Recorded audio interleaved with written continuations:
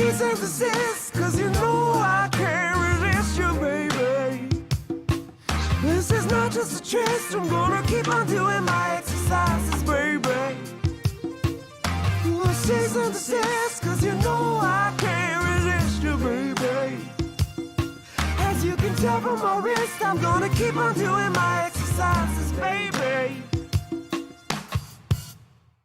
Welcome to In the Backfield with Peyton, Hillis, and Keith Migra. It's weird, right? We had to have a name change. Frick, dude. Like, this just got me for a daggum loop. Now, I want you to explain to you got the phone call, okay? So I want you to explain to everybody that's listening, what has happened and how they're trying to strong arm us right now. Go ahead, Keith. Oh, strong arm. I like that. So listen, obviously the show's grown to the fact that we're getting looked at by the NFL and SiriusXM because we had an awesome name. I'm not going to say the name anymore, but we had an awesome name. The show was cruising. We were having fun. Everything was going great. And then all of a sudden I got hit with a cease and desist letter.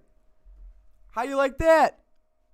Dude, like what really got me with that is they were threatened by us. That's right. And then the funniest thing that you told them was you never even heard of their show. And you know that. I think I made them mad. And then they started involving lawyers. Obviously whatever you did, it pissed them off really bad. I like it. That's what we're supposed to do, right? They were like, look, we have a show. And I was like, I've never even heard of this show before. We had no idea the show was a thing. So I'd be like, are you really threatened by the fact that we're using this and getting, dude, we're getting more popular. We're getting more and more looks. Are you really scared of a Mohawk redneck and an Italian Jew taking over this name? Like that's what I was thinking. Like, really? Like, you're going to get your panties in a bunch because of this? Oh, like, man. This is ridiculous. See, but the thing is that's how you know we're making some waves. That's how you know the show is getting a little bit bigger. And, I mean, dude, it's been great, right? I was in Arkansas 2 weeks ago. We came here. We had an awesome show with Suryat and Gab. And now Suryat's actually coming back on the show today, so you guys are going to be going at it. The title is Suryat's Mad, so I'm not sure what's about to happen, but it's going to be great. Oh, gosh, he's trying to hit me for a dag. Oh, yeah, I'm ready for it. And I forgot that you told me. And I forgot to tell you this, so I was going to tell you off air, but then I totally forgot. So we also had a special guest coming on, Brandon Geyer from the Cleveland Indians. Well, that would have been a good thing to know, Keith, before. What the frick, dude? I needed a general reaction from you. Yeah, God dang, man. No, now, heck, you caught me off guard with this. Come on. I felt bad too. I was like, oh man, he's not gonna remember. I forgot about it honestly because we were staying in contact and everything was running smoothly. And I was like, man, we got to get Geyer on. Finally got him. He started talking to me and we're like, yeah, we could do. He's like, we could do it. The first Thursday in August, and I was like, perfect. And then I totally forgot about it because I've been scatterbrained with everything else. But we're there. We got him. So we got two awesome people on. And Suryat's reoccurring. I mean, you and him went at it. Who's coming on first? Well, probably Suryat. We got to make him come on first, right? Or we could actually make him come on. We'll make Geyer come on first, and then we'll have Suryat on second so we can get really mad and angry. And did you watch the video? Did you realize that this man posted a video? Suryat made a video in downtown Cleveland searching for the Cleveland Indians bats. He went everywhere looking for the Cleveland Indians bats, asking if people found the Cleveland Indians bats. That very day, they won. And the bat, so he found it. Suryat found the bats. You know what? Hey, no, listen, I'm gonna go positive with this.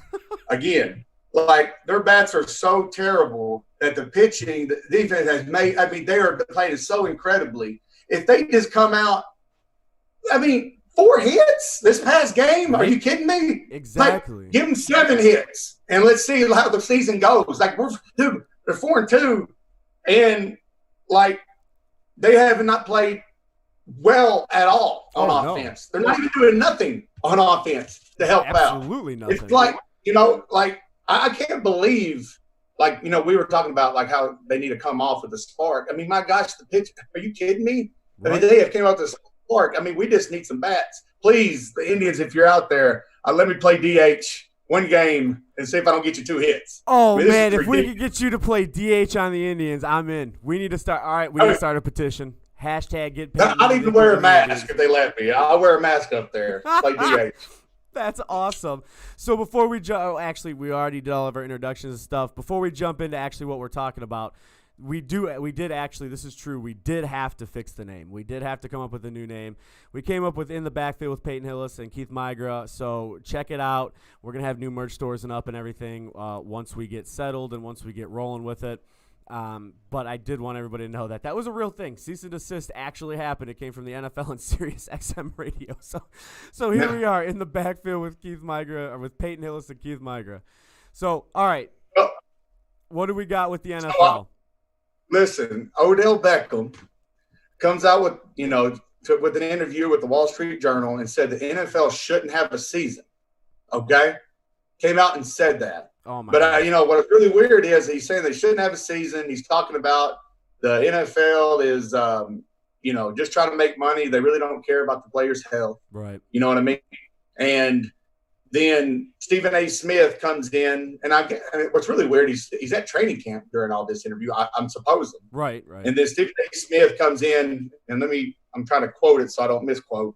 He said that Odell's isn't in a place where he should say there's a season or should not be a season, since he has the choice to opting out of the season if he wants to in his contract. You know what I mean? Right. And then Stephen A. actually brought race into the equation. Odell didn't. Right. Kudos to Odell for this, and then Stephen A. has to make it a race issue.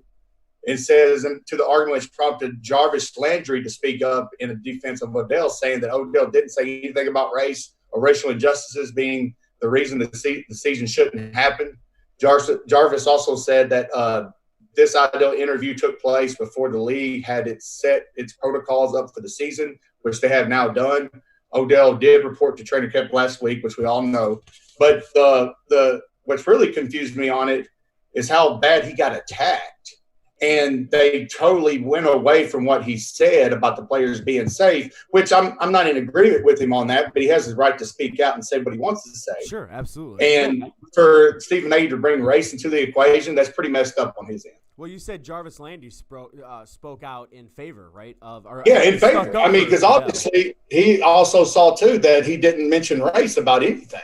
Right. So, how Stephen A. got this accusation on him that he's speaking about race because of the NFL football season, I can see where he's coming from because he didn't say it. Well, and that's the thing. How many times have we said it? The media, especially Stephen A. Smith, dude, it's Cleveland against the world all the time. The media hates Cleveland.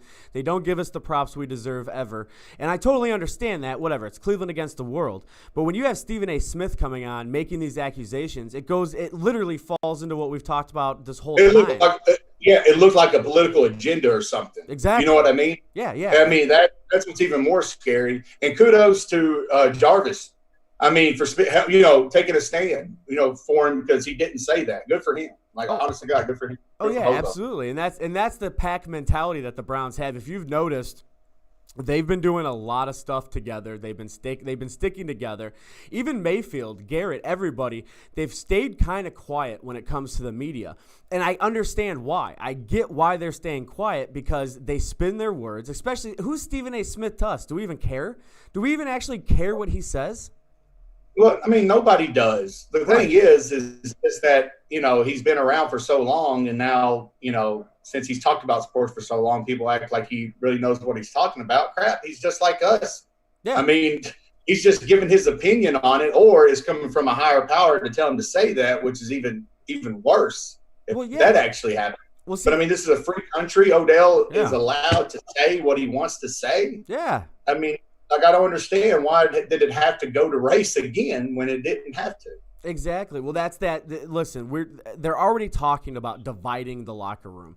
The Browns right now don't need a divided locker room. We need as much unity as humanly possible. And everybody on that team, the chemistry right now that's in the Cleveland Browns locker room seems to be what we need to be able to get stuff done. So by the media going in there, we've talked about it with you, man. I've talked to you off air about this stuff. The media, they're not your friends. And these athletes are starting to understand that, I think. Your Beckhams, whatever, Chubb, they're not your friends. They're coming in there to purposely get you to spin your words. And I'm not talking about local Cleveland media, because obviously the local Cleveland media cares, but you can't have these big names. But here's the deal. you said something. Whatever you say, I mean, Odell Beckham is a perfect example. Right. They're going to try to twist. This is what he was really meaning. This is what he was really saying. Even though you don't even try to imply it or say it, that's what they're going to say now. Exactly. And so people are going to try to take it as truth. But I really do think, like with podcasts like ours and others, people are waking up to the truth about how things are working. Yeah. And even with the Browns, like, only thing that worries me about the Browns at all is with the national anthem and if people kneel for it and stuff like that. That's going to hurt NFL and that's going to hurt football in general. Sure. I mean, we got to heal. We got to come together, and because this is as far as potential, we have the best Browns team that there's been in a very, very long time. Oh yeah. And so if we're not one, then it's not going to be a good season. Like, I'm telling you, if we're one, that we're going to take the AFC North for sure. There's no doubt in my mind. If we're one, right? I mean, crap, man. Like last year, we were beating teams that we shouldn't have beat, and we were divided. Yeah. I mean, honestly, if we come together and people are unselfish and want to win ball games for not just themselves but the fans and Cleveland itself, dude, this will be a great year for the Browns. Oh yeah, 100%. I believe that. And if you look at what happened with Freddie Kitchens, and you look at what I believe is going to happen this year, it's going to be night and day. And you've said it off air, you've said it on air. Baker Mayfield is not a bad quarterback. He had a bad year, and he didn't even really have that bad of a year, right? I mean, if we're analyzing it.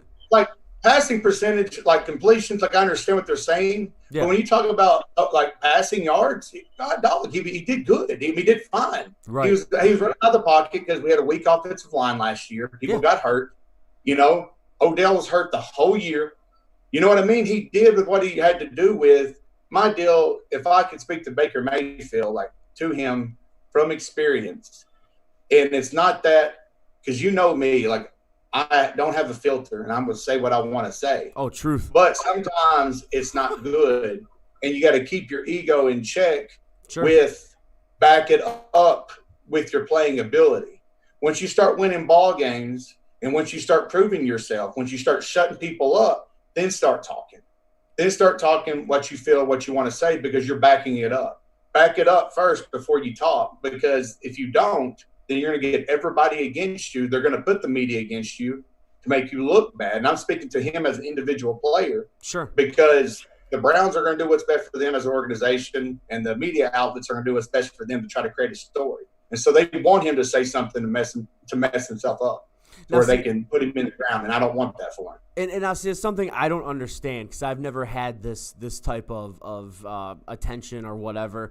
Why do they do that? Why do you sit there and build somebody up, and the second they have a bad, even if it's just a bad moment, why do they jump on you? I don't understand that. This isn't the media supposed to help you? Because everything. My feeling with the relationship between the players and the media is like a toxic relationship between a boyfriend and girlfriend. I can see it. So whenever one of them messes up, because in the beginning it was all great. It was all butterflies and love. And then all of a sudden when one messes up, they're going to use that against them and try to pile it on to where they break them because they want to look like they're in the right. You know what I mean? And the other person's in the wrong. But what you do not need to do is have A, collateral damage, and 2, self-injury, to where you speak out of turn. I mean, and I'm not talking about Odell Beckham. Odell Beckham said something that he did, that they twisted his words and didn't say. But I'm saying with, Baker Mayfield, if he's going to go out there and just, like me, off the cuff of his shoulder, just start saying stuff just to, say stuff, I think that's going to be bad in the beginning. You know what I mean? Like, you need to start from ground zero, and y'all need to come together as a team, win ball games, and then start speaking your mind. You know what I mean? I think that he's proved himself as a great quarterback. He just needs a coaching staff that believes in him and that they agree and they walk in and they're on the same page, and you're going to see wins. Well, I think they have that. I mean, actually, if you look at it right now, I think they had that. Stefanski, I think it's going to be a year. Look, we say it all the time. I'm a Cleveland. I mean, dude, even back when you played, it was always our year. It was always our year. And this year, I don't know if it's because we're from Cleveland that we have this mentality, but we're going to support our Browns no matter what. I mean, I don't care. We're going to support them. So like we're on the same page. Yeah. Like where I come from, like family's family. The Browns are family. Like family, you stick up for, you believe in, and you don't alter no matter what. You don't talk bad. You stick with them. Right. And obviously, that's what the Browns fans are notorious for. And nobody gives them respect for it. Right. It's like if you're actually a fan, you should understand that the media is actually against you too. So override that, and you know what I'm saying. Stick back to the roots, which is the Browns and the team that's in there, and support the players. Let them know that you support them, so the media don't get something in your head saying everybody hates you. Because like with this Stephen A. thing, right away, Odell can think. Man, people are thinking bad about me because I brought race into the equation because he's spread now around on national media. Sure. But then Jarvis stuck up for him, and people in the locker room, normal fans should stand up for him too and say he didn't say that. So don't say nothing negative when he didn't say nothing negative. Exactly. No, and you said it's like a family. Browns fans, the Browns players, it's all like a family. Even family fights, you know what I mean? Like it happens. You fight. But when at the end of the day, no matter how long it takes, whatever, we're still Cleveland. I mean, it's always been Cleveland versus the world. It's always going to be Cleveland versus the world. So as you're, like people on Twitter, especially when you're tweeting out and stuff, they are all about, they're like, oh, Peyton's back in Cleveland. Peyton's back in Cleveland. He's having fun. He cares about the fans. You're getting a lot of I guess notoriety when it comes to you being an Indians fan and you being a Browns fan and a Cavs fan and all this stuff, which is great. It's fantastic. But as the show grows and stuff like that, people are seeing a side of you that I don't think people have ever seen before, and that's what this show is about. So as you're talking about Mayfield breaking it down, we're not just having some analyst break this down. We're having a former player, someone who knows the ins and out of an organization, of a ball club. You know exactly what's going on, and you're able to pinpoint that out, and I think that's what makes the show so unique. Well, no, but I mean, with this organization right now, there's a difference in this organization than when I was in it. I mean, signing Garrett to the contract they did, you know what I mean? Yeah. He's one of the best defensive players in the game right now. They showed it and they proved it and said, hey, we believe in you. That's the way that you should treat people. Yeah. And then they're building this team. It's a young team. Oh, yeah. And they have to build it right. And they have to know I have to nurture this thing right. I can't be, over bombastic about anything. I got to nurture these players. They're still young. Yeah. I mean, Odell Beckham, he's a little bit in there for a little bit. But, Baker Mayfield, I mean, your general on the field, nurture this guy. I mean, he's a baby still. You know what I mean? Nurture this guy into the quarterback, into the man you want him to be. Yeah. Don't, knock him down to where he's not going to win ball games, or don't give a flip because he has that mentality. Like, you don't believe in me, then fine, screw it. Right. He has that mentality sometimes. Don't do that. Right. Bring him to the side. Put your arm around him. Let you know you love him. I mean, if I was a coach, that's what I would do, because you're in it together no matter what. Sure. So don't pick sides when you should be in it together. You know what I mean? No, exactly. 100% right. I mean, I agree with you 100%. So before we jump into anything else, you want to take a quick break, and when we come back, we'll jump into some more NFL and have our interview with Geyer? Yeah, that'd be great. I'm really, now that you put it on me, I'm actually looking forward to it. I want to ask this guy a lot of questions.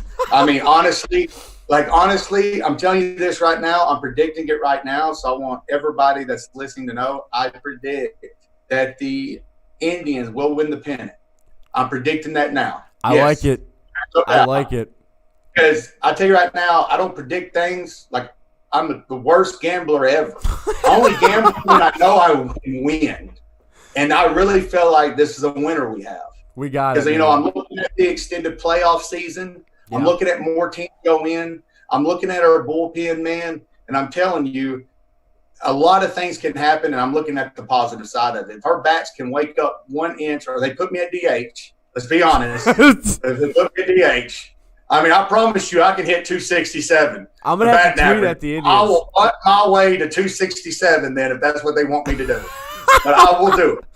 But, I mean, honest to God, I'm more – honestly, Keith, you love baseball. Oh, I love it. I mean, this season right now is so – it's so unorthodox, and Oh, yeah. so many things are happening that are so good and so bad. It's like a drama movie right now going on. It is. Like, like what's going to happen. Like, I just have this feeling, man, and I don't know why, but I just feel like everything's going to click sooner or later because people have to believe, and I believe. Oh, I like that feeling.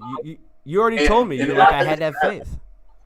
No, I do. Like I do. I don't know. I don't know if the good Lord gives me some insight on things or not. I believe that He does, but I really feel with, as terrible as the bats have been, yeah, how the record has shown.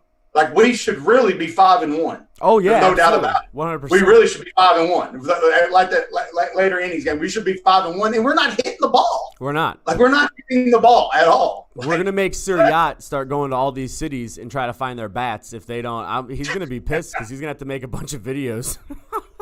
I don't know. I want y'all to get me in a batting cage, and I'm just going to say, "Here's their bats." When you start knocking, oh yeah.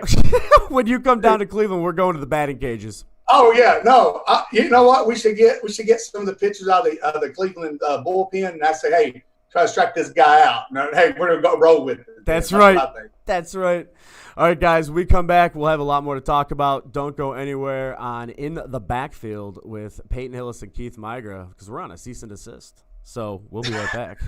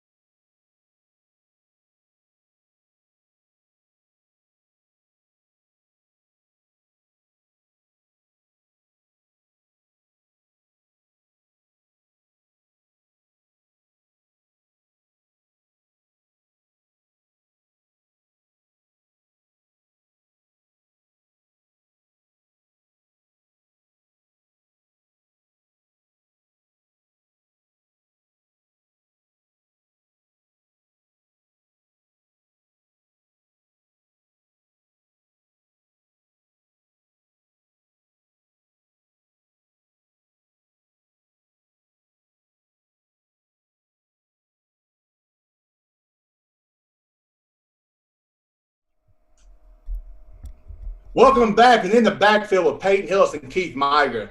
Keith, I know we have some special guests coming on later on the show, but I really want to get back into the Indians now. I like it. Because I got some stats here, and we were just talking about it off the air. So now the Indians are in the middle of the pack at 7-6. Yeah.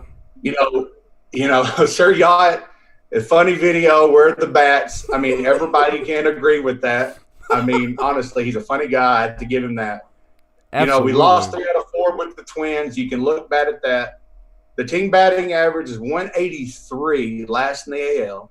Runs per game, 2.5, last in the AL. 2.5. Lindor's batting 229. Santana, 184, 3 out of 9 with 7 strikeouts. Luplow with 0 for 16 on the season. Zimmer, 5 out of 22. Reyes, 739 with 13 strikeouts. And Mercado, 431 on the season. What are we like honestly, what's your feeling on, do you think the bats can be found? Does Sir Yacht think the bats can be found? I mean, do you really believe that? I'll definitely have to ask him. But so our pitching is fire. Someone just put that said that in the chat. Actually, Zachary Martin is in the chat. It's unbelievable. No, it's unbelievable, our pitching. And that's the thing. If it was subpar, we only won maybe 2 games. Like, that's what's so funny. It's right. Like, to maintain a season, you have to be at least subpar, but you have to have an offense. Like, they have been playing extremely well. And like, for the bats to not be picking up, like I said, like I'm disheartened, but it can't get worse than what it is now. It can only go up from here. You know what I mean? Right, absolutely. Well, we hope so. I mean, I hope so. Because listen, you make fun of me all the time. You crack on me. It's great. I love it. I feel like I'm part of the family now. So you crack on me all the time. It's a family thing. But, man, when we're sitting here talking about the Indians, like you said, it's all family-oriented. We're all a giant family in Cleveland. We all care about each other. But, dude, is Lindor's contract messing with him? Is he trying to figure out, like, is this all how, as an athlete, man, is this really getting inside Lindor's head? Is that why he hasn't woke up yet? We already knew he was going to have to wake up quick. What's going on? Well, so here's the deal. Like, if he wants a good contract, he's going to have to play well. No matter what, if he's upset or whatever, he has to play well. What's like really confused me about him, it's like he's been clutch in situations throughout the season. Oh, yeah. But he's still batting 229. Right. So, so you really can't say, is he trying? Is he not trying? Because he's clutch in situations he should be in. Sure. And in other situations he's not. I think, honestly, Lindor's career batting average has been 267. You know what I mean? And so he's not too far away from his career average. Right. So, everything in baseball, as you already know, it's almost like witchcraft type of deal. I wear the same socks of not hitting. Like, people believe that stuff. And so, in my opinion, especially with the, seasoned vet like himself, it's like it's like a pandemic, and it's infecting everybody. Sure. That's not hitting. But then, there's ebbs and flows. So obviously it has to go up from here. If it goes lower from here, we're done. I'll be flabbergasted. Yeah, we're done. Yeah. But like I said the Indians will win the pennant. But I think it has to go up from here. And now that we're still in the middle of the pack, what are we out of first? 3-4 games? I'm pretty sure it might be 4. I'm not sure. I'd have to look it up. But that's nothing. That's nothing but 4 games. 4 out of 4 to 6 games. If they pick up the bats, they're back in it.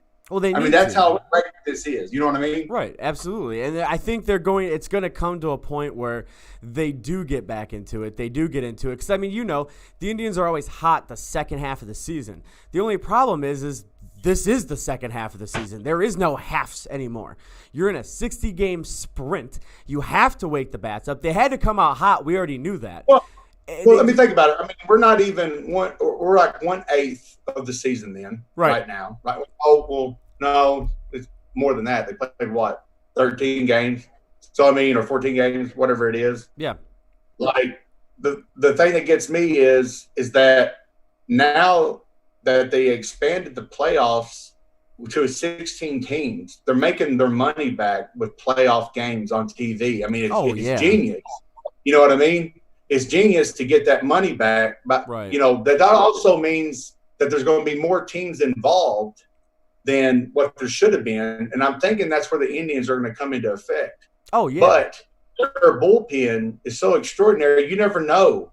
Like what you know the playoffs. The playoffs, man, anything can happen. Oh, it's a totally You know different what I mean? feel, Anything different vibe. can happen. I mean, when they went to the World Series a few years back against the Cubs, I really thought the Indians were going to win. I mean, that was like, you could say it was almost a curse how they came back and took it from them. But honestly, like, I just don't see how it can get any worse for the Indians from here on out. They can only get better. They can't get worse. So that's the positive. Yeah, I mean, honestly, it has to. And I think a lot of it is we have a stacked outfield. You know what I mean? Like we could have a different outfielder every game if we wanted to. And I think with Terry Francona being sick, and now we got to worry about everything else going on. It's like, we need consistency. And if Zimmer's going to need the looks to get hot, these players need the looks. They need to have reps. They need to have the games, the starting ability to get out there and get hot. And if you're constantly being sat down and you're going out there, I mean, I played baseball for years upon years upon years. You miss a couple games or whatever, they expect you to go in there. It's not an easy thing to go into a game and expect to get, to even go, 1 for 3. It's difficult. It's very difficult. You're cold. No. You know what I mean? Live pitching is very difficult. So it's like, how do you expect these outfielders to go out there, be super hot all the time, if they don't have the reps they need or the consistency that the Cleveland Indians are looking for? I don't get the game, man. I don't understand. I mean, but, you can't go against baseball and what baseball presents. I mean, right. It's different. And this is what's so beautiful about baseball. It's different than football or anything else. Like, you catch fire, and once you catch it, you have it for a while. Yeah. And then you'll get your cold spots. There's ebb and flows. I mean, but once you catch it, you catch it. It's about the time you catch it and if it matters. And, like, as of right now, we're thinking they're in the middle of the pack. They're still above 500 right now. Right. And they're playing the worst they can play. Yeah. Now with the 16-game, extended playoff, hey, man, anything can happen. Like, there's no doubt that we can get above the White Sox, in my opinion. There's no doubt about that. 100%. I think we can get above the White Sox, the Twins, whatever. Yes. I think we're going to be first. It just depends on when those critical games are, when those critical series are, that we can get that one game up over, even if it's with the defense or the bats start picking up.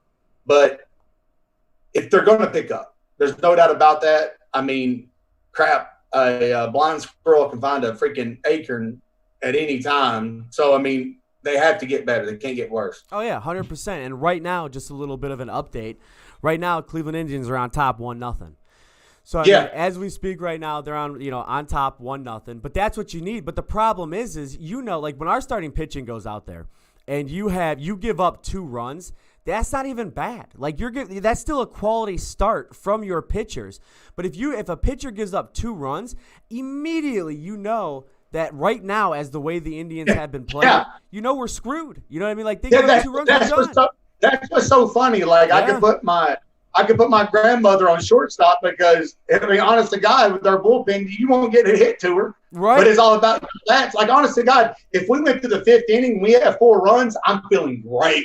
Oh, yeah. Like, I'm feeling really good. Absolutely. But like right now, 1-0, no matter how your pitching is, I mean, it just takes 1 inning of one error and the other team's back in the game right now. Yeah, like, absolutely. I just 100%.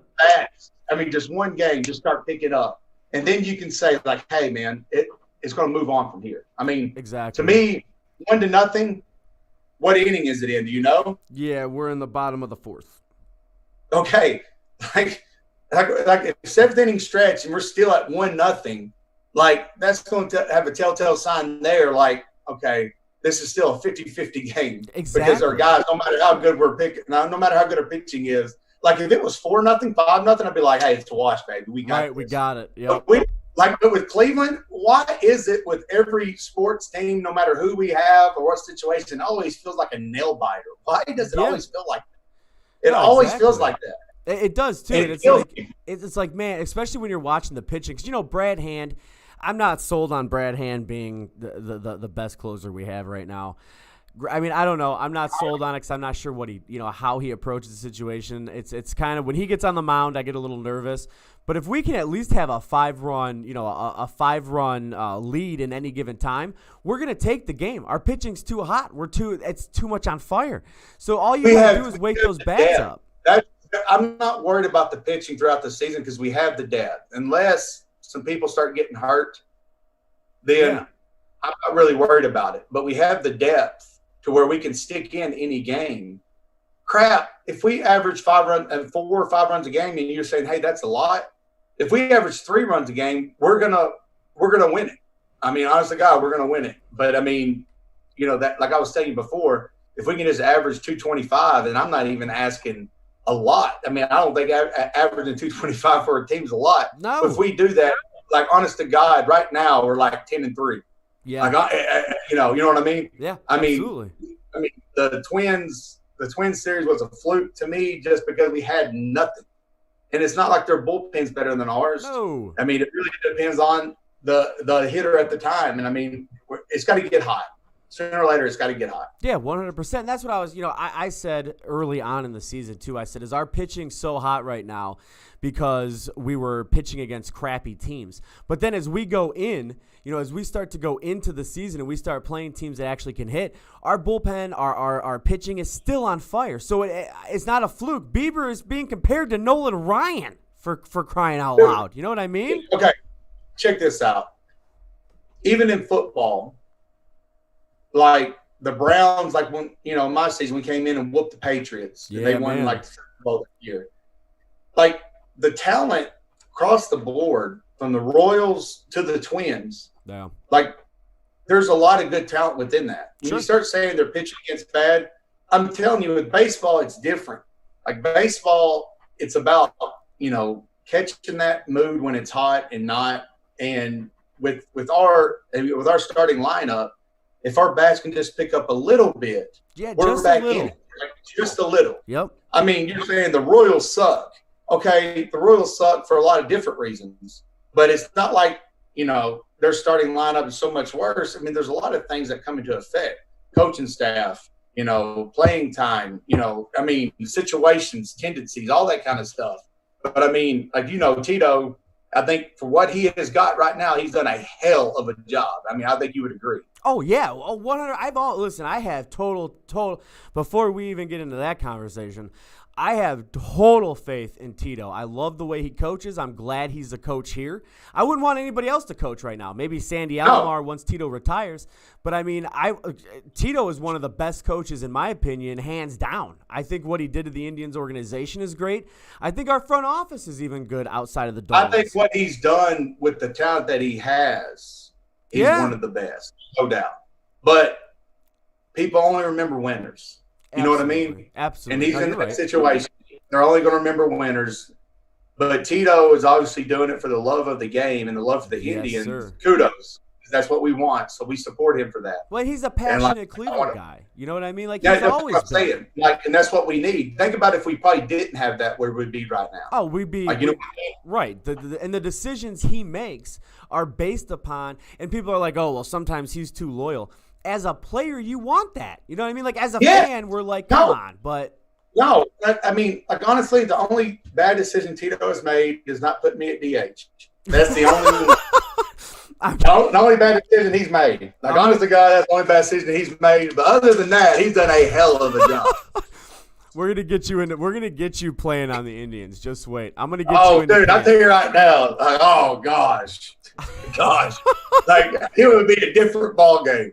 Like I want it to be like hockey. I'll take one for the team. Like, I mean, awesome.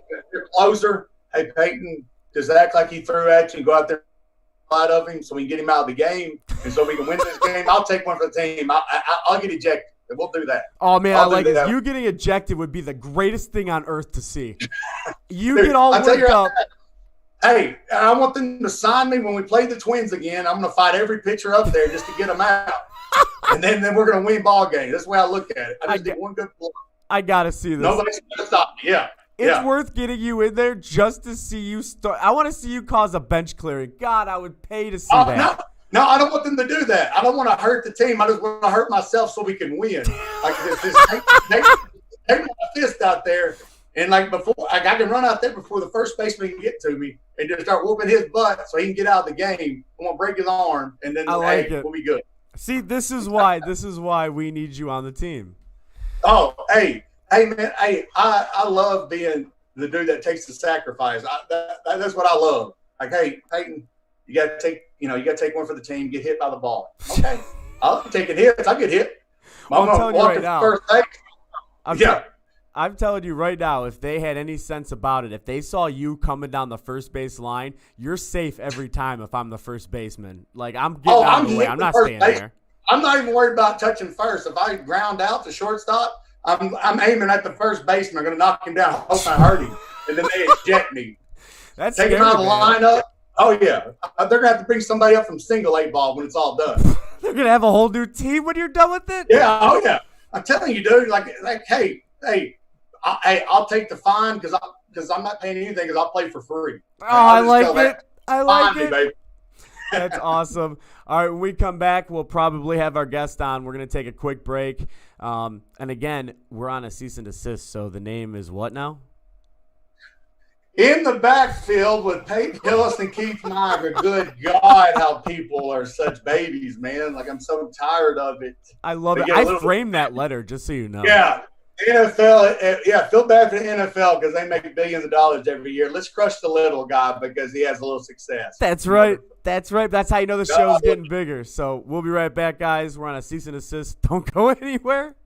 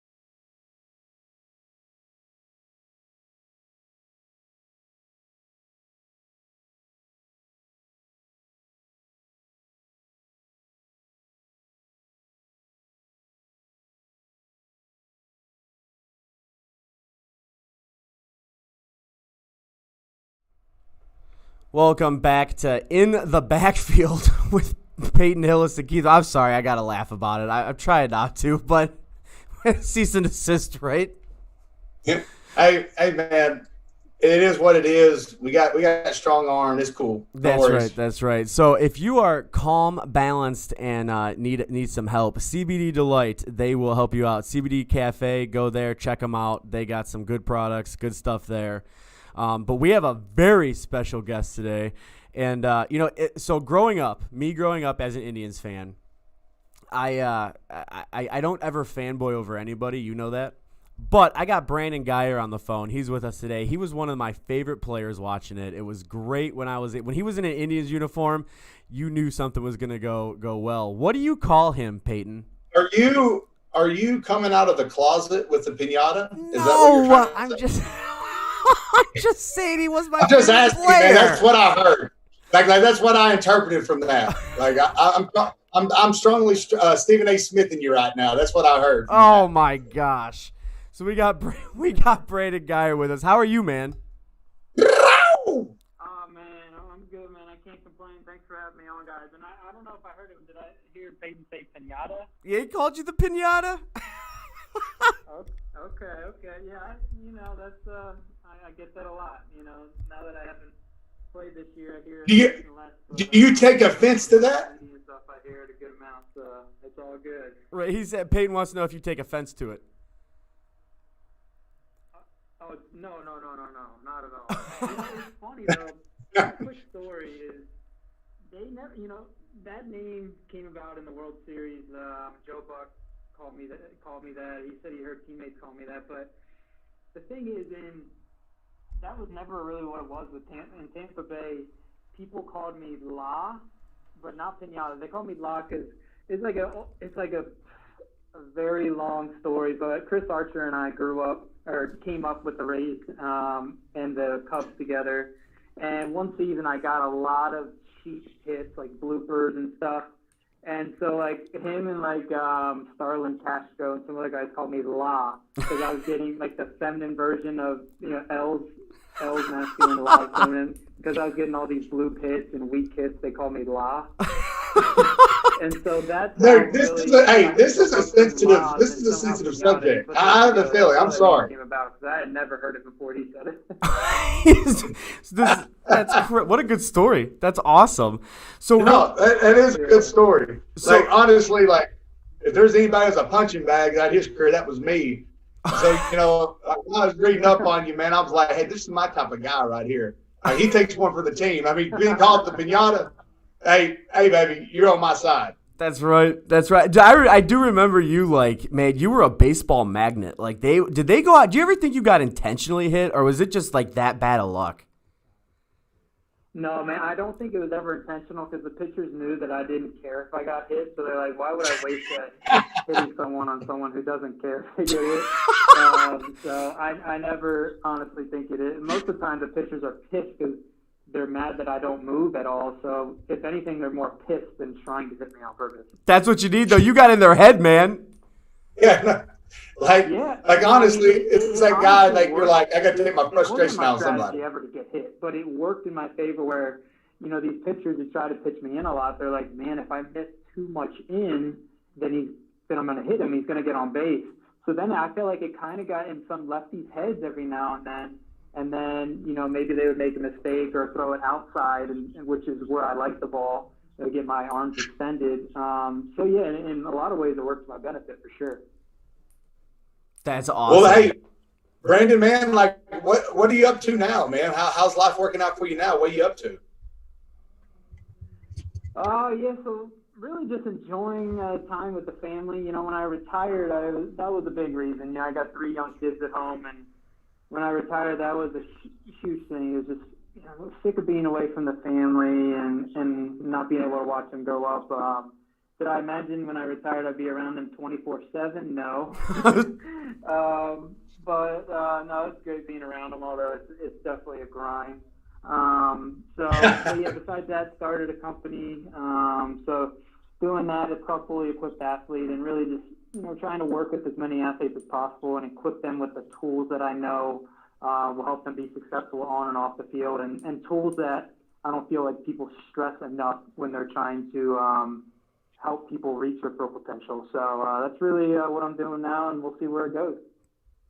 Well, that's great, man. Like I love to hear that you're a family man, and you know, I have 3 kids of my own, and I understand, you know, A, being away from too much, and B, being around them too much. It can be difficult and hard, but it also sounds like, you know, you love kids and you want to, you know, teach people the things that you learned, and so that you can prepare them better for the future. Seems like you're a good guy and have a good head on your shoulders. Yeah, thanks. You know, it's for the longest time I had been on the road. My wife was just holding down the fort, and so I had kind of known the writing was on the wall. Like, if I wasn't making the big leagues out of spring training with the Giants, that, you know, I wasn't going to be in Sacramento and have my family be in Maryland. So it made the decision a lot easier, and also that I knew what I wanted to do post-career as well. So yeah. It definitely made the decision all that much easier. Well, no, man, to me that shows that, you know, you picked your family over, you know, your profession, which is great. You know, I know how much you love baseball, and, you know, I've been in the same situation where, you know, if your wife has stuck with you this long, going through what you had to go through, she's obviously an upstanding and strong woman.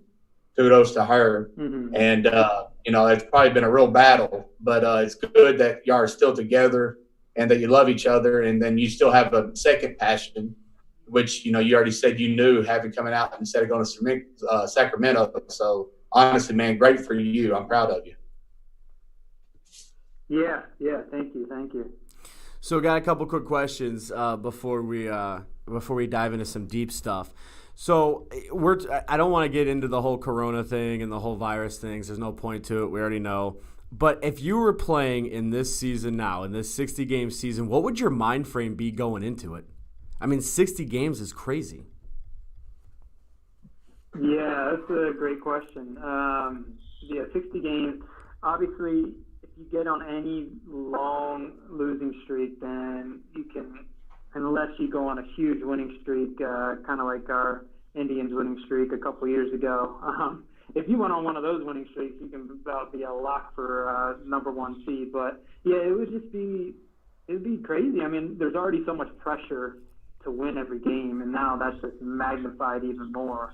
How each win, I think each winner counts as like 2.7 wins, compared to like a normal season, something like that.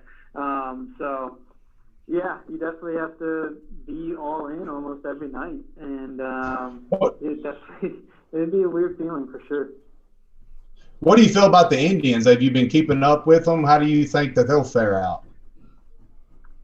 Honestly, I haven't been keeping up with baseball much. Like, I've just been so into the new company and so into, like, you know, doing shows like what I'm doing with you guys and other stuff, just to kind of get the word out of fully equipped athlete. And then, like I said, at the end of the night, really just enjoying time with my wife and any free time with the kids. So I haven't been watching a lot of baseball. Keith was saying that their bats are kind of cold right now, but the one thing they always have is pitching. So that'll help you go far. No doubt. Defense wins games, that's for sure. That's right. Well, you know, and the fact that, again, we have a studded. For one, Bieber is one of. I mean, he's slowly turning out to be a legend. He came out there. He came out hot. He came out. He knew he was going to have to come out strong. He knew he was going to have to come out with a plan, and I think he had that. I think he's come out with exactly the mind frame he was. You know, probably they told everybody to have. You know, this is a 60-game season. You need to come out, just like Brandon said, you need to come out hot, you need to come out with the mentality that every single game matters. And with Bieber being the way Bieber is, he did that. You know what I mean? He came out the way he should have. And so, you know, how do you think it's going to, if you're a player playing in this game, and I, you know, I already asked you what the mentality would be, how much stress on a player, how does that affect them? I mean, how does that affect them at the plate? How does that affect them in the field? How does that affect them with media presence? Like, especially with no fans in the stands, how does that affect you as a player? Yeah, so I told you my buddy Jan Gomes was over last night, who's with the Nationals now, and he was just telling me how weird it is not having fans in the stands, but also then the media. There's no like media in the clubhouse. Like the media you do is just on Zoom. Wow. So that's obviously a lot different. I'm sure that's in a way actually easier for players. Sure. But yeah, because each game counts so much. When you're that hitter in a huge situation, you might have put even more pressure on yourself to come through for the team. Likewise, same thing for a pitcher. So I think it just adds pressure. In a way, fans not being in the stands, I bet takes off pressure. Might ease the nerves of maybe some of the younger players not having packed crowds, 30, 40,000 plus. But then you have the pressure of, each game is so big. So, any moment of runner in scoring position or something of that nature, you feel like you really got to come through. So, in your mind, you almost got to just try to erase that and just feel like it's just another at bat. But obviously, easier said than done. Yeah, no, totally makes sense. Totally makes sense. And it's without the fans in the stands, to me, it takes away from the game a little bit. You know what I mean? Like when I go to when I go to Progressive Field, I almost called it the Jake. When I go to Progressive Field, there's a certain energy that's there when there's about to be a rally. You can feel it. I don't know what it is. I don't know how to explain it. Maybe it's total nonsense. But I feel like there's an energy at that stadium when the fans are going crazy, the drum is beating, and you've got that hyped up mentality. That's got to affect the players that's not there. I mean, especially when they are in positions to score or they are in positions to make a big run. That, to me, is crazy that there's none of that in the stands. And that has to affect the player's mind at the plate. Yeah, I mean, I think they're pumping in crowd noise. I'm not totally sure on that, but if they are, you can only pump in so much noise. And, Right. As a player, you're like, it's not real and whatnot. So, but you're right. With Progressive Field, man, the fans in Cleveland are just unreal. I was fortunate enough that 3 years there that we're in the playoffs each year. So every towards the end of the season, or really all throughout the whole season, but especially towards the end when you're in a pennant race and stuff and into the postseason, those fans are just some of the best in all of baseball for sure. So you're right. For players not to be able to feed off of that, I've never been in that situation. Obviously, I played on backfield games in spring training as a minor leaguer, so you got similar feel, even though with Right. that you still got some parents and stuff watching, so there's some people there, but you're right, there's just that extra adrenaline isn't there, and maybe you just got to have a little more caffeine to pick you up now or something. Makes sense. Well, I mean, I would think it'd definitely be a home field advantage to have the fans on the field. You know what I mean? I mean, especially in Cleveland. But I think he's also right where not having no fans in the stands could be a relief. But now that it's down to a 60-game season, every at bat is such a pressure. And, you don't have that time to work at your game or work at your skill to get back into the game, to get back into a pennant race. Coming out hot or cold, I mean, from what I'm hearing from you, Brandon, is really a strong factor right now. Oh, for sure. And what you were saying, especially in the playoffs, man, when the crowd would go crazy. I remember in 2016, the first division series against the Red Sox and then the Blue Jays and obviously the Cubs. I 100% feel like it was a huge home field advantage, just how crazy they were, the towels flying. So that, especially in the playoffs, makes such a big difference. So who knows if for this playoff, if there's going to be fans allowed back in. I don't think it'll ever get to the point this year where it's, full stadium. So, yeah, that's going to throw a huge wrinkle into everything for sure. No doubt. I'm on par with you there. Me and Keith were both worried about with this season coming up. Where does baseball go from here? Not to repeat another 1994, but baseball. Me and Keith, agreed. And you may, your opinion probably means more than ours, but we don't want baseball to go on a downhill slump from here. Right. And for how the game's going now, we don't foresee the future of where baseball goes from here. What's your opinion on it? With the COVID situation and how the owners have handled it, and the commissioner? Where do you think baseball goes from here? Yeah, good question. How they handled it, it was tough, and some of the stuff you read and what we see on the social media, on different social medias, it's hard to really know what's true, what's not true. So it's hard for me to really comment on, this is what the commissioner said, this is what Players Association said. And the good situation was with the Cardinals. I'm pretty sure it came out that they were in the casino, but from someone I talked to, it wasn't from the casino at all. It was just someone, came in contact with someone who had COVID and then passed it on to some guys on the team. So some stuff out there, it's hard to know what's true.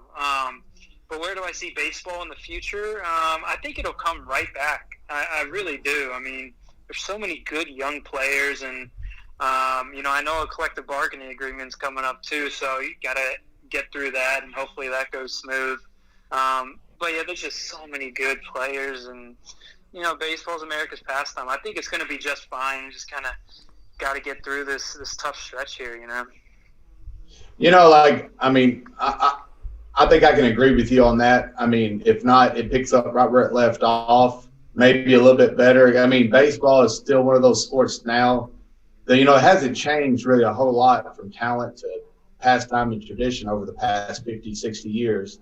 And, as me growing up now, I was, a high school player. I played baseball in high school, but, I chose football over baseball. And it seems like to me now that, even when I look around, especially in the South, more kids are playing baseball now than even when I was in school. And, more people actually care about it. It's also one of those sports now where it's not heavily politicized like the other sports are. It's something that I hope they're trying to keep genuine. And if they can stay that way, I can definitely see the sport growing. Yeah, and I think baseball is really trying to do a better job of marketing its young players, because when you compare it to players in the NBA and the NFL, I mean, there's no comparison. Like, everyone knows those players so much better than baseball players. Yeah. So I think as that continues to get better, the sport will grow even more. Because, like I said, there's so many good young players, and if baseball can really capitalize on that and get their names out there, it'll just blow it up even more. Yeah. I got one more question for you, and I'll let Keith take it over, but it's something I really want to ask a former player. What do you feel about a salary cap in Major League Baseball? Do you think there should be one or no? What's your feelings on that? No, I definitely think there should not be. Yeah, I think that's what players love, and right. we're fortunate to be in that situation where there is no salary cap. And have such a strong players association. So yeah, that's something that, hopefully never goes away. Cause man, it just helps the players get paid more and help them get what they deserve. So yeah, that's how I feel. What do you feel about it? Well, I feel the exact same way. In every professional sport, I think, every player has a time in the game, whether that be 2, 5, 10 years, whatever it may be, that they're going to be in there, and they should get all the money they possibly can. Like, I totally in agreement with you. I think that a player should get paid. But I'm also on the other end of the spectrum with baseball. It's a lot different than football. When you have the small market teams that can't compete with, the Yankees or the Cardinals or anybody like that by paying players, I think it takes a little advantage out of the game. It gives more teams an advantage. That's how, I pretty much feel about it. I strongly feel about it on the player side for sure, but it seems like that players do get paid more, but it's like certain players, 1 or 2, 3 on one team, and not really diversified, I guess, around the rest of the team. And, and then, like I said, again, when you have the Indians, when you have the Athletics, when you have the Rays, you have people like that can't compete with that money. You don't have the talent, and so you can't compete. So to me, it's debatable, but I see both sides of the story. I really do. Yeah, no, I hear you, man, and that's where I feel like, because I can't remember the exact number the luxury tax is at. So it's like was it 200 million something? I'm not sure on that. We would have to check, but having that luxury tax, it's not like a salary cap because teams still go over it, but there are a lot of teams who try to get under it so that they don't have to pay that luxury tax. So in a way, I guess you could say it is, even though like the richest teams, the Yankees and those, will still go over it if they really want somebody. But I feel like that has stopped some teams from maybe spending a crazy amount. Yeah, I mean, I can definitely see that. And then with other teams, like you said, the Yankees, though, that can spend the money and pay the tax, I can definitely see the Indians doing that now. They only pay what they try to pay, and you try to get away with it. But, it's funny, like, the past 10 years especially, you see the same teams in the playoffs and, winning the pennants, the same teams, and, winning the World Series, especially the past 20 years. Besides, the Yankees have been really, really, really cold here lately. But, with the Red Sox, the Cardinals, the Twins, I mean, have you seen the same teams in the playoffs? Do you think that's a telltale sign of the salary cap and the talent they bring, or do you just think it's the organization and what they represent that players want to stay there? Yeah, I think it's a good mix. I guess a team that I don't think the salary was all that high for was the Kansas City Royals. I think that was in 2015. Yeah. I don't think those guys were really paid yet, but they did it the right way where they drafted good talent and they all came up through the minors together, and then they just really gelled together. But you're right. I mean, a lot of the teams, I would have to go back and look at all the teams. But, yeah, it seems like Red Sox, Yankees, Cardinals, Nationals last year. But look at their roster. I mean, they had some that's true. That's true. And then, really with the Astros, too, they just recently became really, really hot. I mean, you can also make – what's that? That's because they cheated. Well, I think we found out with them throwing at them with the Dodgers, whatever. I think that's how they feel about it. But you don't get me on that because I really still don't feel like they were penalized in any way. And they got away with murder. But it's ridiculous. It's ridiculous. It truly is. So I agree.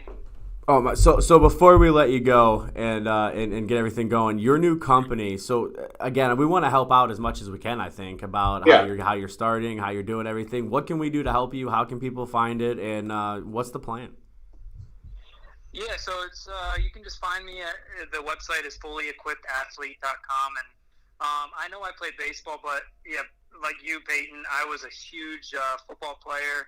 You went the football route, I went the baseball route, but until my junior year in high school, I was dead set on being a running back or linebacker in college. I was looking at Virginia, Maryland, Richmond, those schools, but then I had a good summer showcase my junior year, and I was like, okay, I think my future is baseball. So basically what I'm trying to say is this: when I say fully equipped athlete, it's for all athletes, because these tools that I'm talking about, whether it's way to strengthen your mindset, proper recovery, nutrition. I just became a certified nutritionist. Proper breathing techniques, which is the number one thing, really almost the number one tool. How crucial sleep is in recovery. All these different tools, how important routine is. I could go on and on about the 10 tools, but really just want to equip as many athletes as I can in all sports with these tools, because it can only help them get closer to reaching their full potential, and that is the main mission of it. FullyEquippedAthlete.com. Right now it's just, mostly virtual, and then once things start to open up, hopefully get a physical location, and really, like I said, want to work with as many athletes as possible and just help the next generation of athletes be great. Wow. That's awesome, man. That's epic. No, I like what you said. It seems like the Lord put you in the spot that you needed to be, and he gave you the direction. And, obviously it worked out for you. You're a seasoned vet, and, you got to play your time. And it seems like you have a wonderful family, and the Lord has blessed you.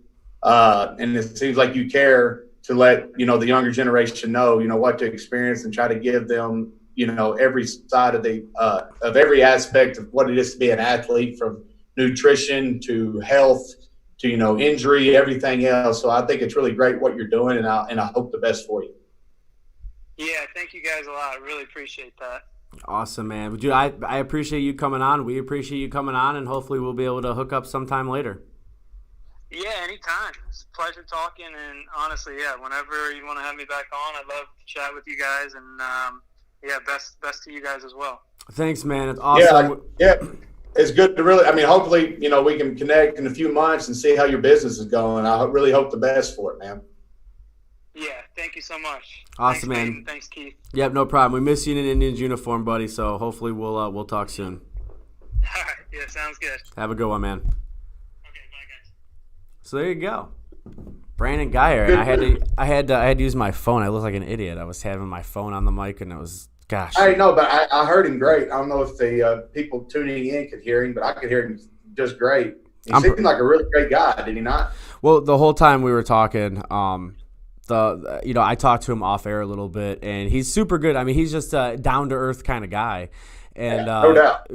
Being able to talk to him up a little bit, he was obviously playoffs, World Series, he was in all that. So I mean, for him to talk and then turn around and make a company about trying to help other athletes, that just shows that these people, like you, I talk about it all the time with you.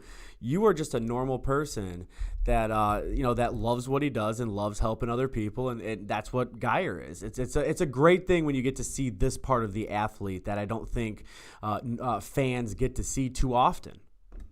Well, I just hope it didn't piss him off. I call him the pinata. Like hearing his story. The way he explained it, he was cool, calm, and collected through the whole thing. But I was thinking, if it were me, I'm thinking it's kind of messed up that pitchers feel like they can hit me. Like that would I've been kicked out of the Major League Baseball 5 years before. If I knew that they were trying to pitch to hit me, like they just make me mad. That's right. And so I hope it wasn't a soft spot for him. And I mean, honest to God, I think he's a great guy. And, awesome. I thought it was a compliment to call him that. If it wasn't, I apologize. No, I think he knew you were just joking, which is awesome. So when we come back, we're going to have Sir Yacht. It's not going to be me sitting in the hot chair. It's going to be Sir Yacht talking to you, and I cannot wait to see what you guys are going to talk about. So we'll be right back on, what is it called? In the Backfield? That's right. In the Backfield with Peyton, Hillis, and Keith Migra.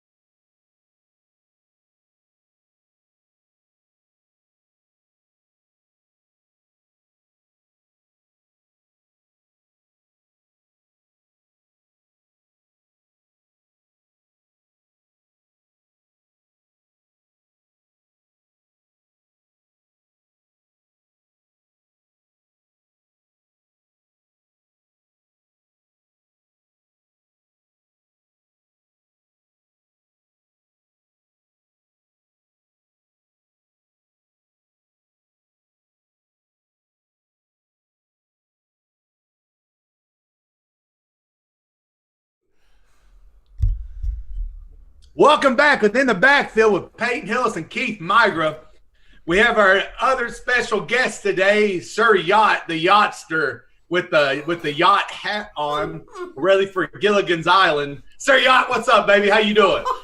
I'm doing good. I'm doing great. This is fresh Cleveland beer. It's from Platform Beer Company. So Oh, a nice little shout out. yeah, I'm not. They don't sponsor me. They just gave me this hat. But if you're watching, yeah. Dude, hey, Yeah. me and Keith were talking about this when we first came on, and we were laughing our butts off when we were talking about it. But you're going around everywhere in Cleveland trying to find the Indians' bats. Have you found them yet? It was terrible because I was like, I wanted this video to do. I feel like it's going to do really well, but I know the moment I post it, it won't make any sense because they'll start scoring runs. And sure enough, 20 minutes after I post it, they get 4 runs in one inning and end up winning the whole thing 4-2.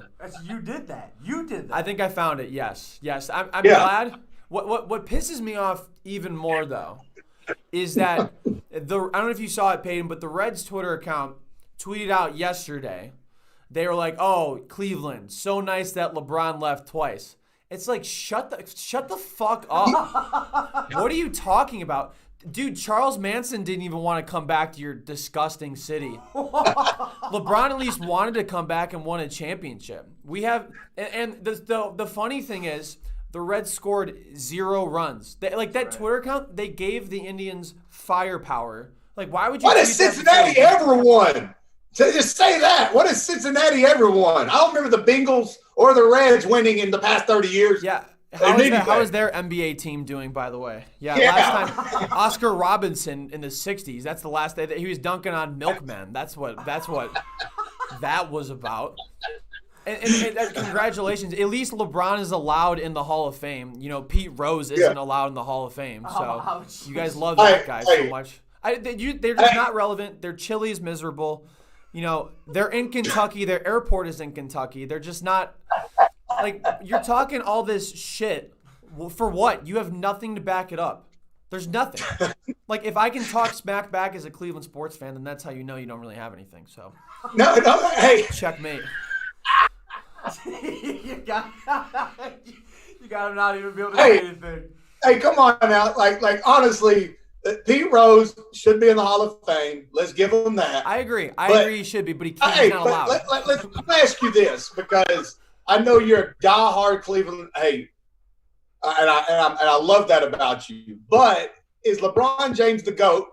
And then I'm going to know more about you by saying that. Yeah, yeah. Come on. Is. Yeah. Come on, man. Really? Are you serious?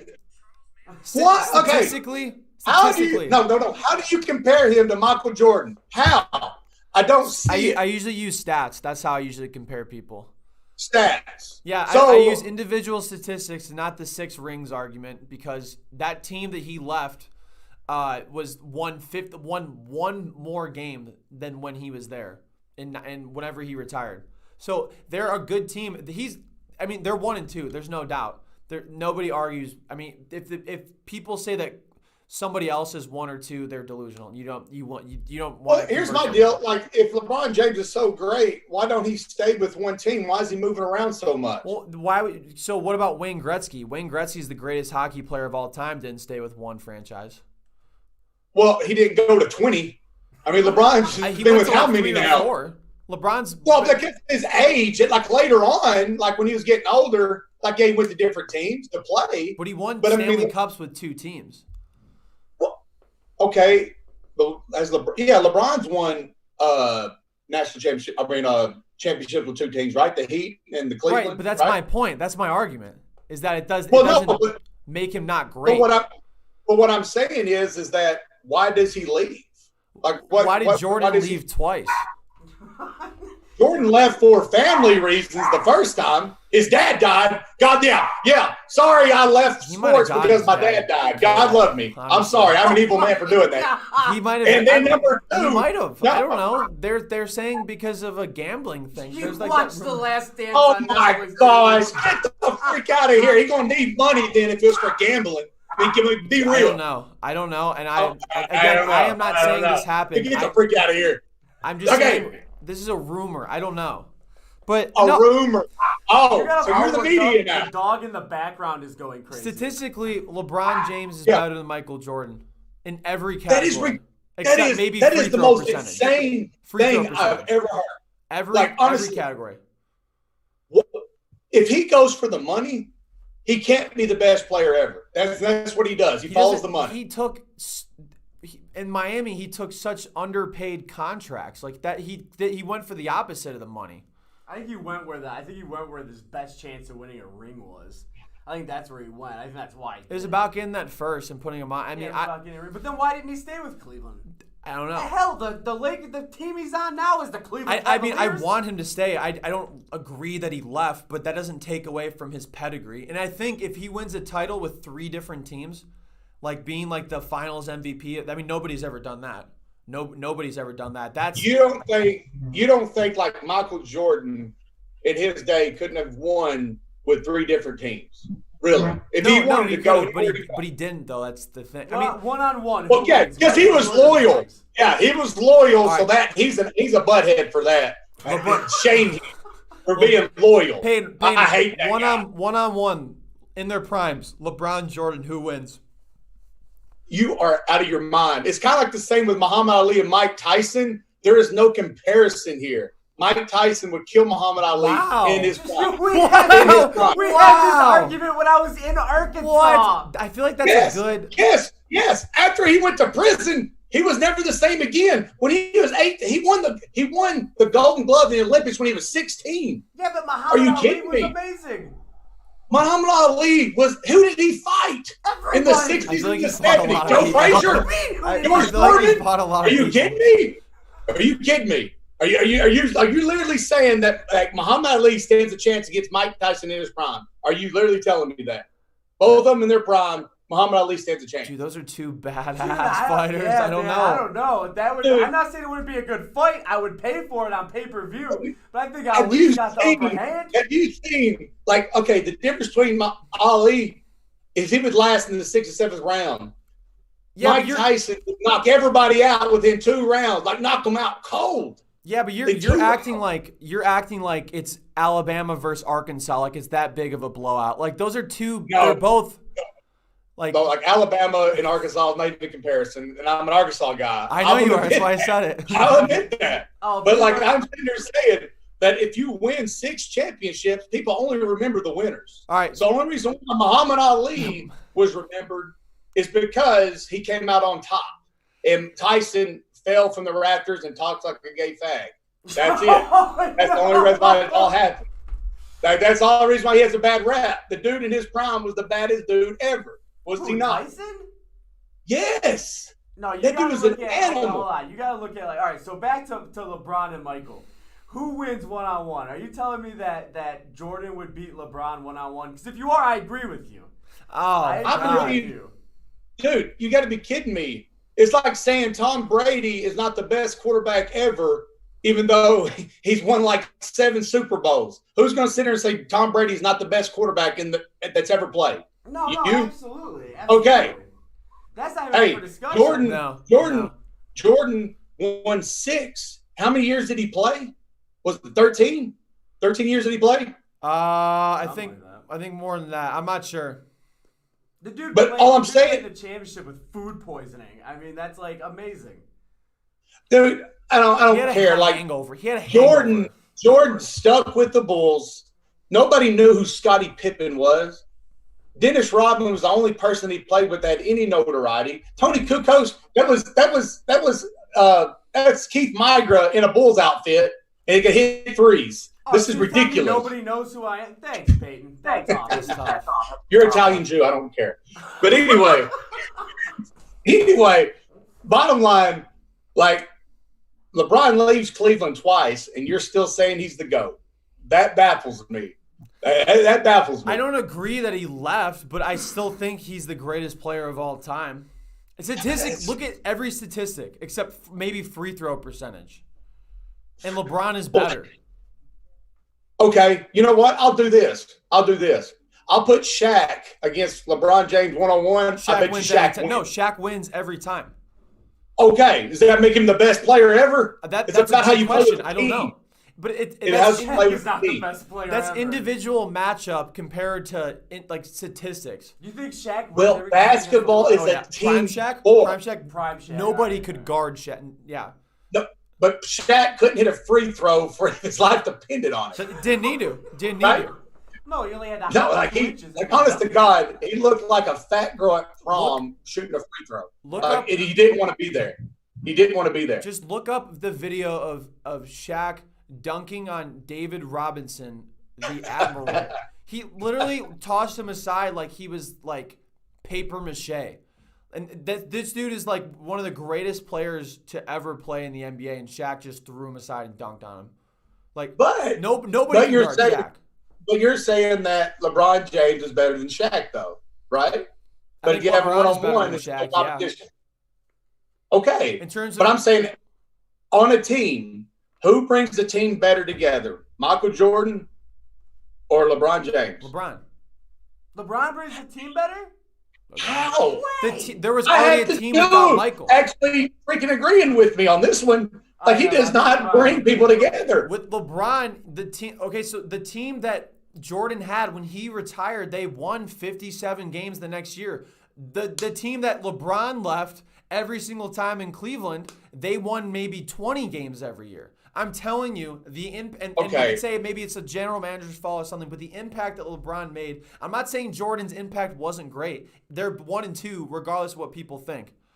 So LeBron brought other players to him. I'll give you that. So okay, He didn't come in. Time out. He didn't come in and play with the players they had. He brought other people in with him to make a championship team. Jordan never did that. So if the rings matter, though, then why? So we got a comment from the "Oh for fuck's sake" podcast. Why don't people talk about Bill Russell or Tim Duncan being the GOAT? Bill Russell has what, 10 rings, 11 rings? Is he the GOAT because of 11 rings? Or I mean, Well, no, because they were all stable players. Like, honest to God, they were just consistent their whole career. They were never pinpointed, or they were never expected to be the leader or anything else. I mean, you would agree with that, right? I mean, the Spurs are probably the greatest organization in NBA because they were consistent right? for so very long and winning. But like you said, the Admiral, a great player. But I wouldn't put him up against Shaq one-on-one by any step of imagination. They knew how to play as a team. I mean, they knew how to play as a team, right? I agree. We really did a tangent with what we were talking about. We did. I don't even know that where was this quite a direction tangent. went. That No. was great. Yeah, I got kind of upset with the Muhammad Ali, Mike Tyson thing. I mean, went honest to all God, over the that's like place. saying everywhere. saying the '64 Packers could hang with the 2000, Denver Broncos or something. I mean, it's just ludicrous to me. Ludicrous, Honestly, I like it. athletes have changed so much over the past 40 years. Like, it's been crazy. Peyton, what was the? This is a random question, but I have ADHD. What was the best football team you've ever been on in your career? Frick. Dude, Has nobody ever I'm going asked to be you? honest. Like, by what standards first? Like, what do you mean? Like in terms of win I guess percentage? like in terms of just overall success. Like what? Like was it with the Broncos, Browns, or Chiefs? Like which? Like what season am I I'm talking Dude, about? honestly, honest to God, like the Broncos, my rookie year is the best season I had in the NFL. We went 8-8, and then every team after that was worse than that. Yeah, I'm so sorry. That's your best. That's like Joe Thomas coming in his first year. He was 10-6 in 2007. He's like, I can't. This is great. Like we're gonna really build something here. And then every other year wasn't even close.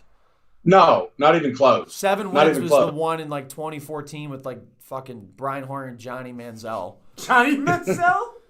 Did you see him body Darren Rovell I did. yesterday? I that did. tweet, Dude, whatever. It was. Hey, I'm gonna be honest. Johnny Manziel in college, though, like when he was coming to the Browns, you didn't think like, I think this dude's gonna be great. Like in college, he showed off. I mean, he did. Then all of a sudden, he came to the Browns, and like it totally went downhill. Why do you think that was?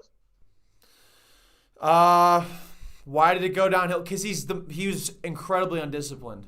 You're able to get away with it. I mean, you know how much faster. I mean, I wouldn't know, but you would know how much faster the NFL is in terms of Just, I mean, like in the playbook is so he didn't have a playbook at Texas A&M. It was basically just, hey, dance around and use your ability to go find people in the end zone. And, no, I can agree with that. And also, he's like 5'8". Like, I mean, there's a lot of factors there. He's not that tall. He's not. No, he really well, isn't. He was what, 5'10", 6 something. I don't know. Dude, that like Jeff honestly Garcia was 5'8". I remember that. 5'9" as a quarterback. That's bad. But yeah, but he also backed up the best quarterbacks ever. What kept him in the league, though. Right. I mean, really, right? I mean, Young. It's insane that Johnny Manziel was in the league for 2 years. That's. I mean, and what he was expected to become, and only playing for 2 years. That's crazy. I mean, honestly, that's insane. I can't believe it. I don't know. 6'4". I mean, like whenever he got drafted, I remember I was in downtown New York when he got drafted. Yeah. And my first thoughts were, there goes his career. Not because of him, but because how the organization was at that time. And awful. it was an instant implode on his side. I mean, it was straight from, crap, he was doing all kinds of stupid stuff on his own, but then going and playing the Canadian League and stuff like that, he just tarnished his name. I wanted him to succeed so bad. I defended him when he rolled up a dollar bill in the bathroom. I was like, we don't know if it was cocaine. It could have been Adderall. I defended him when he was in the Swan, like he was drinking. Like, I defended that man everywhere. I talked to somebody one time that was like, yeah, he stayed at a golf course up in Avon at Redtail. That's where he lived. And someone said, yeah, one time Johnny Manziel, like all the time, like goes on the golf course and gets really drunk and just fishes in the pond. What? That's what he did. What? During the week. Well, the craziest story is him going to Vegas during the week and then flying to the game. And then making up the Billy Manziel thing with the blonde wig. With the blonde wig? Yeah, I do remember that. We need a 30 for 30 on his short, like, college and NFL career. It's nuts. And you should narrate it. Narrate it. I feel like I'm calling that out right now. You got a better voice. No, dude. Like I love your sarcasm and your humor. All right. Like, you can make that dude look like a joke or great just by your sarcasm. Like, obviously. I want to get him on a podcast, so I might have to prop him up. Dude, hey Keith, we should try to get him on the podcast next week. Destroy him. No. I'm gonna let him destroy it. No, I'm just gonna sit back and laugh. No, I will not. He would be a good interview. He's got like a lot of charisma. That's why people really liked him too. So I'll see if I can get him on. Why not? Hey, I'm serious. Like, I want to see the yacht with the hat, talk to the Manziel, and like hear the true story. Like, that's what I really want to hear. Because honestly, like, I want to really hear, like, as I've been talking to you, like, the fans really don't hear what goes behind the scenes in the organization when he was there. Yeah. I would love to hear the in-depth story, the true story about his time there and what really happened. I mean, to me, that would be big for Cleveland fans and everything. I know. I still wish he was good. I still want him. I wish he was good. Dude, someone said Drake ruined him. Drake. No. It's true. Drake did. He wrote that draft day Johnny Manziel thing. That's right, he did. Drake did. Well, then he always would hang around. Drake did ruin him. Fuck Drake. Fuck you, Drake. Asshole. Hey, like, seriously, like, honestly, like, Baker Mayfield's his twin brother. I mean, honestly, in a lot of ways. I mean, like seriously, like, think about it. They have the same skill set in a lot of ways. I think Baker's way more disciplined, though. Yeah. That is saying so much about Johnny Manziel then, but the way that Baker's been the past few years. I think he's realized it. I think he's honing it in. He's been. I mean, what I made a point. I don't know, like a couple weeks ago on like a tweet or something like that. But Nick Chubb we've heard more from Nick Chubb this offseason than Baker Mayfield, and Nick Chubb doesn't talk. Like, he's been doing some content and weightlifting videos and things like that. I mean, I saw Baker throwing the football at Crocker Park the other day with Austin Hooper. But I don't see him like on social media. Like, he posts rarely now. So, and he's not talking. So, which is good. That's how you want your quarterback to be. No doubt. Yeah. So we'll see. You gotta put your money where your mouth is, but.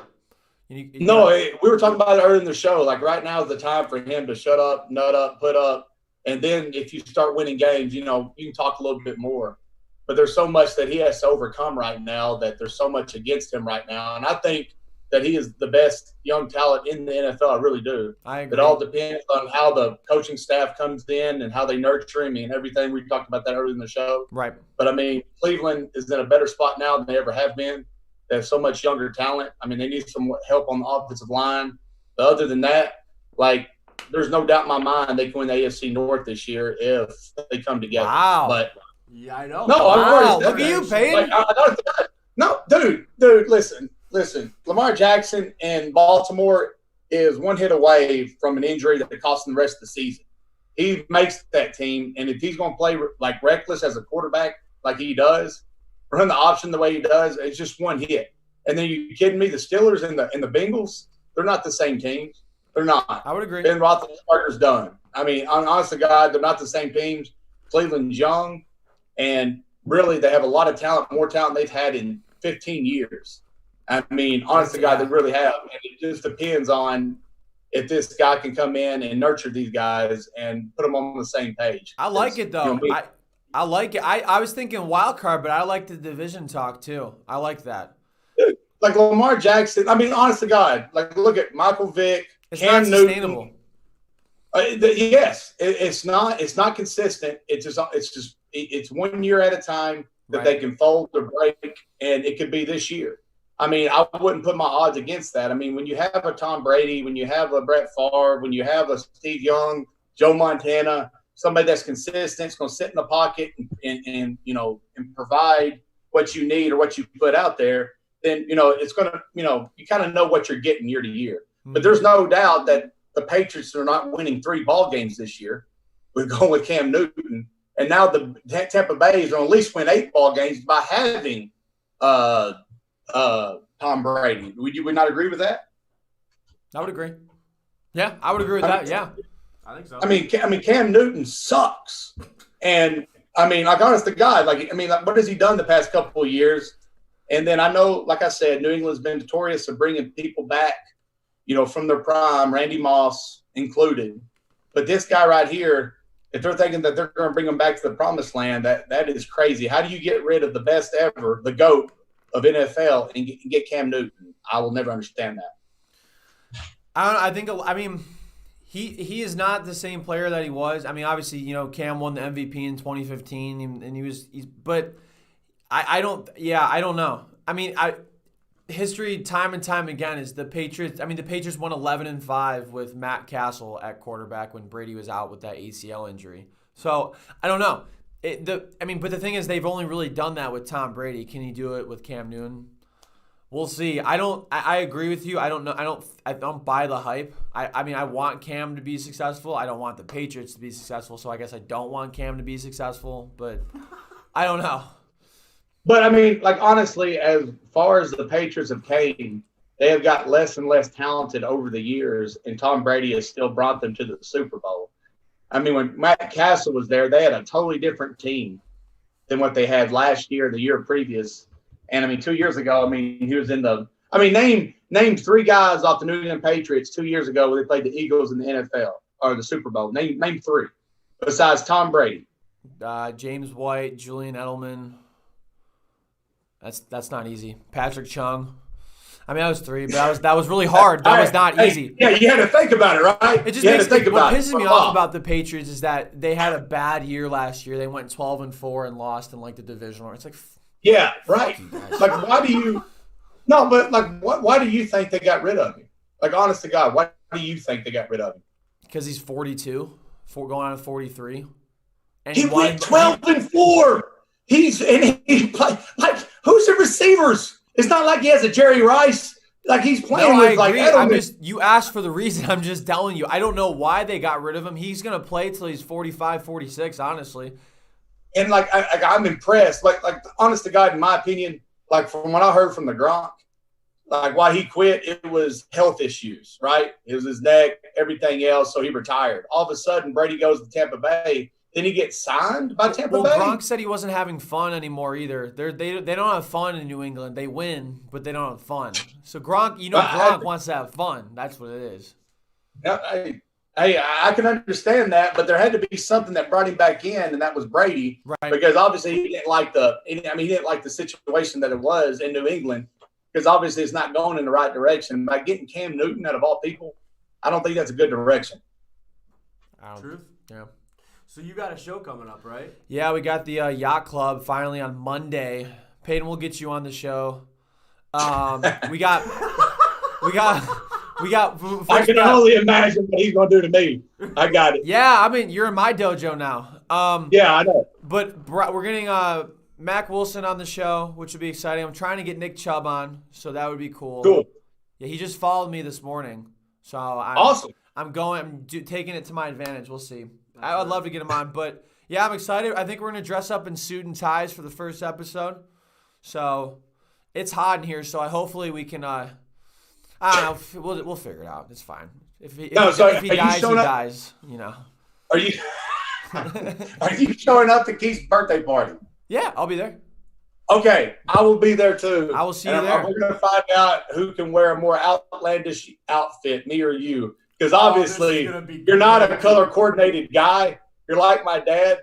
You wear like a blue hat, brown shirt, and red shorts. Something like that. That's how my dad is. I love that. I love that. What my favorite thing I inherited from my grandpa when he passed was he gave me I don't even know how much it's worth. I think it's worth a lot of money. A bear coat, like it's just like one of those really giant fur coats, and I think I might Jeremiah Johnson type stuff. Yeah, I'm gonna wear it.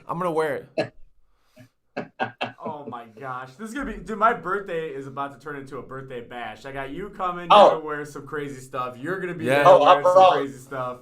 I'm gonna wear a total purple suit with a top hat and a cane. No way. I'm taking pictures. I'm like glitter all over. Oh yeah, it's gonna be looking good. I'm taking pictures, man. I'm excited. I can't wait to see it. We call Sir Peyton. So Sir Peyton? Oh my god. Oh my god. So where can people find you at? Sir Yacht, where at on Twitter? Yeah, Twitter, Instagram, YouTube, Facebook, TikTok. I forgot about that one. That's the big one. That's the biggest one. Yeah, Spotify, Apple Music. We're doing some music. We're gonna release something in the fall here with a label we're kind of working with right now, so that'll be exciting. And yeah, I just got back from Cedar Point today. We made some content for them, and a lot of good stuff coming up. So we'll see. Awesome. So I think I have a vibe between us two. Like, I think we can do some Lonely Island type of stuff. Like, you know what I'm saying? Like, yes. Do you have? Let's do it. Like that. Let's do it. I'm ready. Do you do stuff like that? Do you rap? I can't rap or sing, but I can try my best, baby. I'm gonna be honest with you. That's probably a good end. This is gonna be awesome. Yeah. Hey, you're gonna have to voice somebody in for me, but I'll do the rest. I'll do the rest. My gosh. All right. That's fine. That's awesome. No rapping, no singing. But yeah, we'll make it work. It's easy. It's a rap. That's awesome. All right, so next Thursday, are you gonna be in studio next Thursday? Is that a thing? Yeah. It's next Thursday. Oh man, you're gonna be in studio. In the studio. In studio. In studio. It's gonna be great. In studio.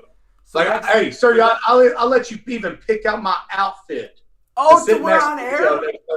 Yes. Oh, this is gonna be awesome. Give me some options, and I'll yeah. No, I'm leaving it all to you. I'm leaving it all to you. You tell me what I gotta wear next Thursday. You gotta wear something. You can text me later. You can even think about it. You should wear something like a brown hat, maroon shirt, red shorts, just something like completely that just doesn't work. No, that's fine. Hey, how about you even like you can tell me to purchase it, or you can purchase it yourself. I'm just extra large all the way around, and I'll wear it. Size 13 shoe. I'll wear it. Oh my god. Someone with the name Regis Trilbin. That's Derek from the O for F Sake podcast. Oh my god. Let me get a feature. I'll see you boys next week. I can't believe his name is Regis Trilbin. He'll be Rest in peace, Regis, by the way, not Regis, Regis. Right. That's right. That's tough. So next week, what time will we be on, and what's the show called now? It's in the backfield now with Peyton Hillis and Keith Migra. Hey, I was trying to give you love.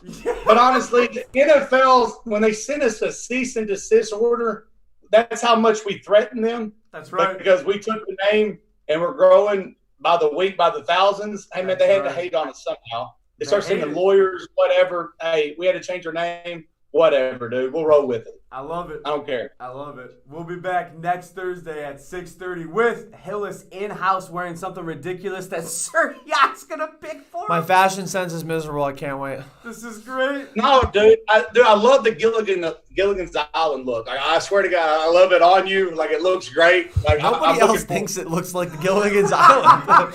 You're the only person. Like, Gilligan. Like, honestly.